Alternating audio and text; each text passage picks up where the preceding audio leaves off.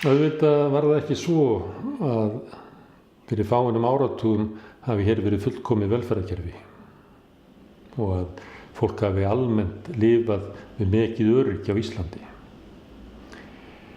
En sú tilfinning hjá venjulegu launafólki fer vaxandi að við búum nú við meira óöryggi en áður. Sú hugmynd að við séum kannski bara 3 launatékkum frá biðröðinni í mæðrastyrksnefnd, að við séum kannski bara 2 afborgunum frá því að missa húsið okkar og við séum kannski bara 1 alvarlegum veikindum frá því að falla ofan í fátækt svo djúpa að börnin okkar mun ekki geta unnið sig upp úr því. Þessi tilfinning fer vaxandi. Og það ekki vegna þess að fólk sé að ímynda sér þetta.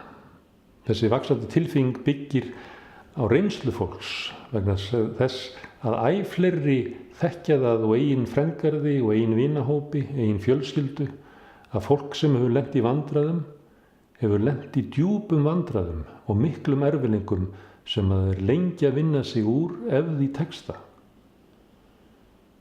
Það er eins og það sé orðið grimmara samfélagið okkar og það styðji okkur síður.